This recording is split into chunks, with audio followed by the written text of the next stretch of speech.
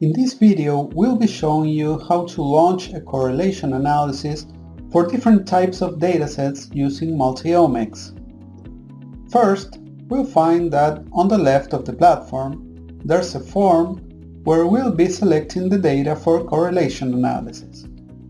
On the right, there's a panel where a list of all the analyses we have conducted on the platform are shown.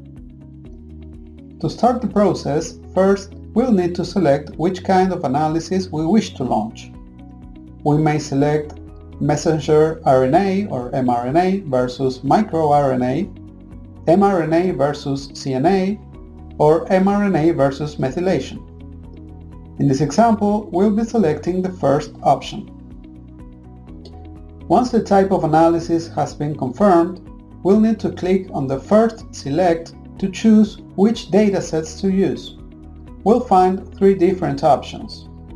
We may choose to upload a new dataset from our computer.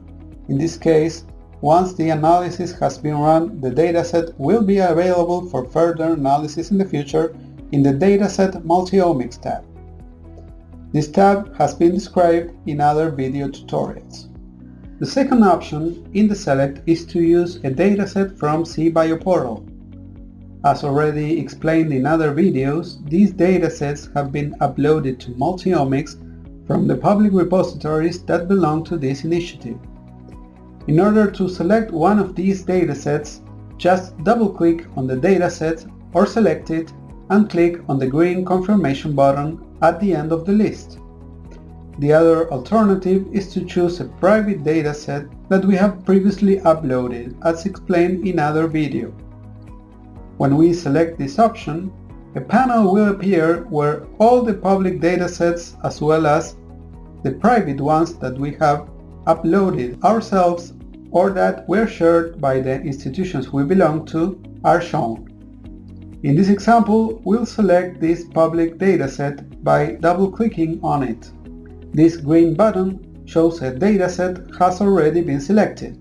If we wish to change the dataset, we may just click on the button and select a different one. The same process is applied to the microRNA dataset.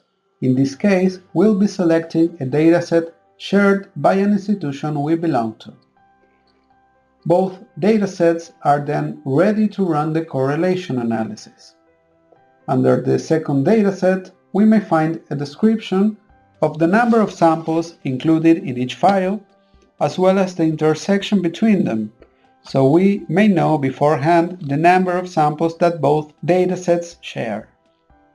Afterwards, we'll need to write down a name for the analysis, and we may also add a description or a tag for easy filtering. These last two are optional. We'll find an advanced features panel where we may change some parameters for the analysis. There's a select for the correlation method to apply. By default, it's Pearson's because it's the fastest one, but Spearman and Kendall algorithms are also available.